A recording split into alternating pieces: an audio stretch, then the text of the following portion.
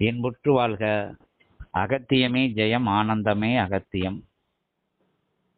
இறை சூட்சமமாய், பிரபஞ்ச சூட்சமமாய், யுகமாற்ற சூட்சமமாய், சிதர்கள் தேவர்கள் சூட்சமமாய், அகத்தியன் அமர்ந்த ஜெகத்திய மகா சூட்சமமாய் இருக்கின்ற அற்புதமான சபைதனிலே, சபை எல்லைகள் தனிலே நிகழ்கின்ற அற்புதமான சற்சங்க விழாக்களின் மூலமாக, சற்சங்க நிகழ்வுகளின் மூலமாக ஆங்காங்கு இருக்கின்ற சீடர்களை, இறை சபை தொடர்பார்களை கண்டுணர்ந்து தர்ம யுக பணிக்கு தவ வழியிலே, தர்ம வழியிலே, சிவ வழியிலே, சிவமார்க்க சித்த மார்க்க வழியிலே அழைத்து செல்கின்ற அற்புத பயண நிலையின் ஒரு வெற்றி விழாவாக, ஒரு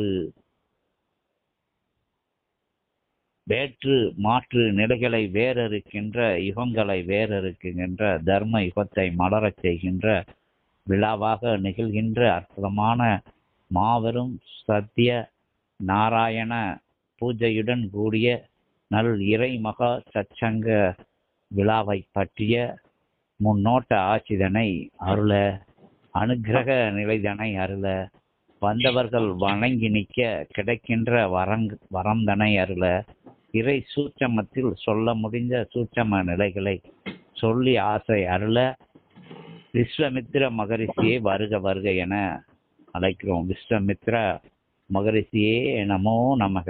ஓம் அகதீஷாய நமக. விஸ்வமித்திர மகரிஷியே நமோ நமக.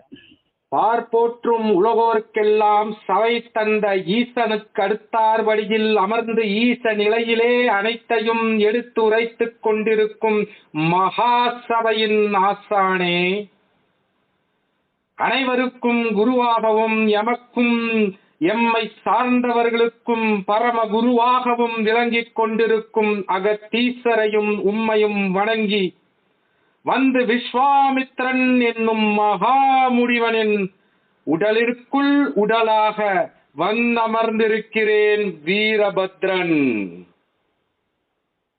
வீரபத்ரன் என்றால் யார் என்று அனைவரும் வினவி விடை பகிர்ந்து கேட்டு தெளிந்து தெரிந்த காலங்கள் எல்லாம் தாண்டி போயாயிற்று.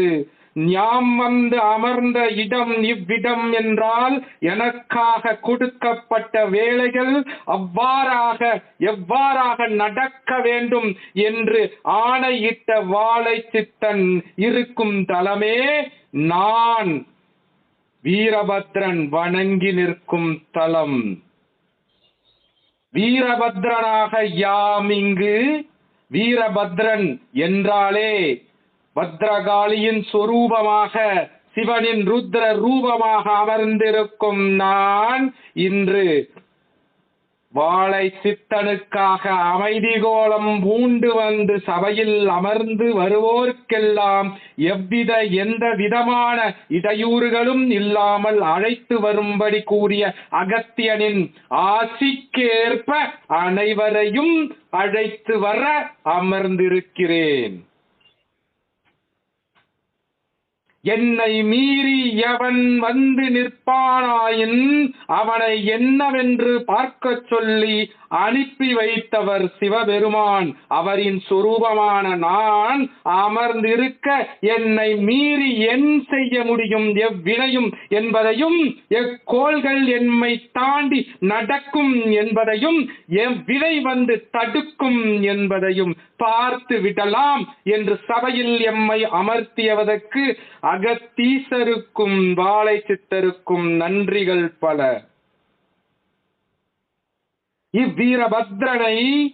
இவ்வீரபத்ரனை நோக்கி நீர் வினவிய வினாக்கள் விஸ்வாமித்திரனை நோக்கி நீர் வினவி இருந்த பொழுதும் அவனுக்கும் குருவாக திகழும் நானே வந்தமர்ந்து இதற்கான விடை பகிர்கிறேன்.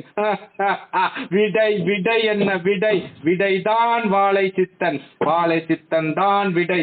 இவரின் சொல்லிற்கு மீறி ஒரு சொல் இப்பூவுலகில் இருத்தல் இயலுமோ? வாழை சித்தரே, யாம் கூறுவது புரிகிறதல்லவா? புரியுது.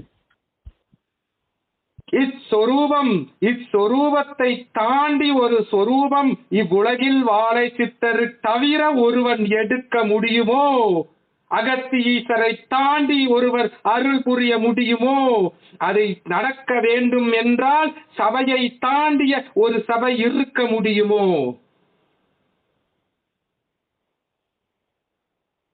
நீர் வினவிய வினாக்களுக்கெல்லாம் விடை விஸ்வாமித்திரன் பகிர வேண்டும் என்று எண்ணிய பொழுதும் அவனின் குருவாகிய நான் வந்து அமர்ந்ததற்கான காரணம் என்னவென்றால், இன்றும் பல கோடி யுகங்களாக புரிந்த தவத்தின் பலனால் நீர் அடைந்த அப்பலன்களை எல்லாம் தாரை வார்த்து அனைவரையும் வரவழைத்துக் கொண்டிருக்கும் நீர் ஒரு இடத்திலும் சோலை சென்று விடக்கூடாது என்பதற்காகவே வீரபத்ரன் வந்து அமர்ந்திருக்கிறோம். எமது பார்வையில் இருந்து எவ்வினைகள் தப்பிக்கும் என்று யாம் கண்டு கொண்டுதான் இருக்கிறோம். அது இயலுமோ? எம்மை தாண்டுமோ? வினை நடக்குமோ?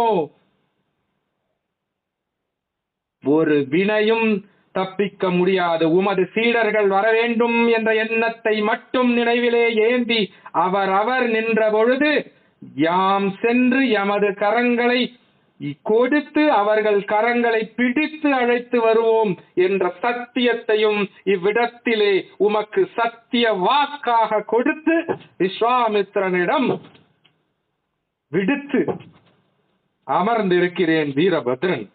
வீரபத்ராய நமோ நமக. விஸ்வாமித்ராய நமோ நமக. பல கோடி யுகங்களாக நீர் பெற்ற தவ பலனினால் சிவசபையை மட்டும் அல்ல, அனைத்து குரு நிலைகளுக்கும் குருவாக விளங்கும் உம்மையும் எமது பரம குருவான அகத்திய பெருமானையும் எமது மானசீக ஆசானான வீரபத்ரனையும் வணங்கி வந்தமர்கிறேன். விஸ்வாமித்திரன். விஸ்வாமித்ராய நமோ நமக. சிவஸ்வரூபமே என்னை ஆட்கொண்டு பேசிய இந்நிலை, நான் பூரித்த இந்நிலை, மயிர்கூச்சுக்கள் எல்லாம் நின்ற இந்நிலை, மெய் சிலிர்த்த நிலை, இந்நிலையை நேராக காண்போருக்குத்தான் இந்நிலை எவ்வித புனித நிலையை நான் அடைந்திருக்கிறேன் உம்மால் வாழை சித்தனால் என்பதெல்லாம் புரிந்து கொள்ள முடியும். வீரபத்ரர் என்ற ஆற்றல் சிவபெருமானின் ஆற்றலில் இருந்து அம்மையை காப்பதற்காகவும் எதிர்வினைகளை எல்லாம் அழிப்பதற்காகவும் உருவாக்கப்பட்டது என்பது அனைவருக்கும் தெரியும். மகா காளியின் சொரூபத்தை தனக்குள்ளே ஏந்தி சிவபெருமானின் மயிர்கூச்சுக்களிலிருந்து எழப்பட்ட வீரபத்ரர் எமது மானசீக குரு. அவரே முன் வந்து அழைக்காவிடிலும் வந்து இச்சிவசபைக்கு எமது சிவசபைக்கு வந்து அமர்ந்து அனைத்தையும் பார்த்து கொண்டும் மெய் சிலிர்க்க வைத்துக் கொண்டிருக்கும் அனைத்து நிகழ்வுகளையும் கண்டு ரசித்து வீரபத்ரரே அமைதி சொரூபமாக அமர்ந்து அவரவர் ஆசைகளுக்கேற்ப இன்முகத்துடன் தனது நிலையை மாற்றி அமர்ந்து ஆசி அளிக்கும் ஒரே தலம் வாழை சபை, சித்த சபை, நம் சபைதான் என்பதில் எல்லளவும் சந்தேகம் கிடையாது. அவ்வாறு இருக்கையில் நீர் வினவிய வினாக்களிற்கான விடை என்பது பல நேரம் எடுத்துக்கொண்டுதான் சென்று கொண்டிருக்கும். அதில் முக்கியமான ஒரு சிறு நிகழ்வுகளை எல்லாம் கூறி அதற்கு முன்பாக தயவு கூர்ந்து அனைத்து சித்த சபை சீடர்களுக்கும் கடைநிலை தொண்டனாக இருந்து வாழை சித்தரின் கடைநிலை தொண்டர்களின் கடை கோடி தொண்டனாக இருந்து அனைவரின் திருப்பாத கமலங்களையும் தொட்டு வணங்கி விஸ்வாமித்திரன் அனைவரையும் வருக, வர வேண்டும், வந்து இன்புற்று செல்ல வேண்டும் என்பதை ஆசியாக பெற்று செல்ல வேண்டும் என்பதை மற்றொரு முறை எமது உடல் நிலையை வளைத்து சீடர்களின் பொற்பாதங்களை தொட்டு வணங்கி வாழை சித்தருக்காக அனைவரையும் ஒரு முறை வருக வருக வருக, மறக்காமல் வருக, எமது மானசீக குரு வீரபத்ரரே கூறியதை போல் வரவேண்டும் என்று எண்ணியவுடன் எவ்வினை நிலைகளும் எவ்வினையையும் எடுத்து சுமந்து வந்து வினை நிலைகளுக்குள் இறக்க முடியாத நிலையை அவர் படைத்து வைத்திருக்கிறார். வரவேண்டும் என்ற எண்ண அலைகளை மட்டும் உமது மனதிலே ஏந்தி நின்றால் பொழுதும் ஒவ்வொரு நொடி பொழுதும் அவ்வினை நிலைகளின் முதல் அச்சரமான வினையின் முதல் அச்சரம் கூட தோன்றப்படாத நிலையை அவர் அருளி உள்ளார் என்பதை அனைவரும் மனதிலே கொள்ள வேண்டும். இந்நிலையிலே அதில் ஒரு இரண்டு சூட்சம விஷயங்களை தெளிவிற்காக விளக்குகிறேன். எதற்காக இந்த மகா சத்சங்கம், எதற்காக பல கோடி யுகங்களான தவத்தை அவர் தாரை வார்க்க வேண்டும், எதற்காக இறை வந்து அமர்ந்து இச்சத்சங்கத்தை காண வேண்டும். இறையே அமர்ந்து காணுகிறார், முப்பெரும் தேவர்கள் அமர்கிறார்கள். எதற்காக? வீரபத்ரரே சாந்த சொரூபமாக அமர்ந்து அனைத்தையும் மேற்பார்வை இட வேண்டும். எதற்காக? குருவின் குருவாக, குருக்களுக்கு குருவாக, எமது குருவாக குருக்களே அமர்ந்து, குரு நிலைகளில் உள்ளவர்களே அமர்ந்து இந்நிகழ்வை நடத்தி கொண்டிருக்கிறார்கள் என்பதை ஒரு நிமிடம் சீடர்கள் சிந்தித்து பாருங்கள். இவையெல்லாம் எதற்காக? எதற்காக? உயர் நிலையில் உள்ளவர்கள், தேவாதி தேவர்கள் அல்ல, அவர்களை மீறியும் இறையாக இருப்பவர்களின் குரு நிலையில் உள்ளவர்கள் வந்து அமர்ந்து இந்நிகழ்வினை சரி செய்ய வேண்டும், இது சரியாக நடத்தல் வேண்டும், அனைவரும் வர வேண்டும் என்று நினைக்கிறார்கள். எதற்காக? எதற்காக என்று சிந்தித்தால் இவ்யுகம் அழியா யுக மாற்றத்திற்காக மட்டுமல்ல, சரணாகதியின் நிலை பூண்ட அனைவருக்கும் இவ்வாழை சித்த சபையிலிருந்து அளிக்கப்படும் பரிசாக அளவும்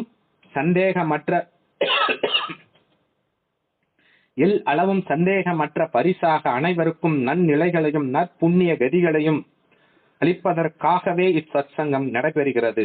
நான் முன்பே கூறிய நிலைகளில், முன்பே கூறிய ஆசிகளில் உரைத்ததை போல் எவ்வித தடைகள் ஏற்பட்டு சித்த சபை நோக்கி வந்து வாழை சித்தரையும் அகத்திய பெருமானையும் நோக்கி அவ்வாகமங்களை முடிக்க பெற நிலைகள் இடையூறாக நின்றிருந்த பொழுதும், முடித்திராமல் அவரவர்கள் தடை நிலைகள் ஏற்பட்டு வர முடியாமல் நின்றிருந்த நிலைகளிலும் அவைகளை எல்லாம் தாண்டி இந்நிலை, இம்மகா சத்சங்கம நிலை,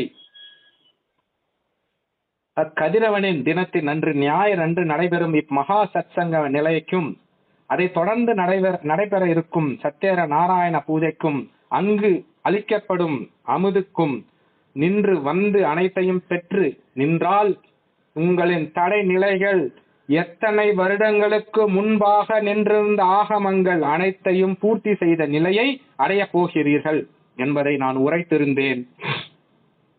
அதுக்கேற்ப அதற்காக இறையே வந்து நடத்தும் இந்நிகழ்வை வாழை சித்தர் தனது தவ பலனை தாரை வார்த்து இதை நடத்தி கொண்டிருக்கிறார். யாருக்காக? சீடர்களுக்காக என்பதை அனைவரும் மனதிலே கொள்ளுங்கள். நாம் பெற்றிருக்கும் பொருள்களை ஒருவருக்கு ஈதல் என்பதே கடினமாக இருக்கும் இக்கலியுக காலத்தில் பல கோடி யுகங்களாக நான் பெற்ற தவத்தினை அவர்கள், நான் என்றால் அவருக்குள் நாங்கள் இருப்பதால் நான் என்று உரைக்கிறேன். அது நான் அல்ல, இது நான் இல்லாத நான். இதையும் இங்கு உரைக்கிறேன். ஏதோ விஸ்வாமித்திரன் நான் என்று உரைத்து விட்டான், நானே வரக்கூடாது என்று உரைத்து விட்டான், நீங்கள் எல்லாம் குதர்க்கமாக எண்ணக்கூடாது என்பதற்காகவும் இதை உரைக்கிறேன். இங்கு நான் என்றால் எங்கள் நிலை அல்ல, இங்கு நான் என்ற ஒரு பொருளே அல்ல. நான் என்ற விஸ்வாமித்திரன் வாழை சித்தருக்கும் அகத்திய பெருமானுக்கும் பாதத்து கமலங்களில் உள்ளடங்கியவன் என்பதுதான் இங்கு பொருள். இனி நான் உபயோகிக்கும் நான் என்பது அவர்களின் சரணாகதி நிலைக்கு, என் சரணாகதி நிலைக்காக அவர்கள் எனக்கு அளிக்கப்பட்ட பரிசு. அதனால் இங்கு நாங்கள் எல்லாம் எதற்காக இந்நிலைகளை எல்லாம் செய்து கொண்டிருக்கிறோம் என்றால், சிவபெருமானே, இறையின் இறை சக்தியே, முப்பெரும் தேவர்களும் தேவியர்களும் வந்து அமர்ந்து இச்சத்சங்க நிலைகளை காணவிருக்கிறார்கள். அதில் பெருமிதம் என்பது அனைவருக்கும் இருக்கும். அதை தாண்டிய மற்றொரு பெருமிதம் என்னவென்றால், இன் 3 நிலைகளும் முப்பெரும் தேவர்களும் தேவியர்களும் வந்து அமர்ந்திருந்த தருணத்திலேயே வாழை சித்தரானவர் செய்யும் நிலை என்னவென்றால், இறையிடமிருந்து நாம் அனைவரும் கையேந்தி அனைத்தையும் பெற்றுக் கொண்டிருக்கிறோம்.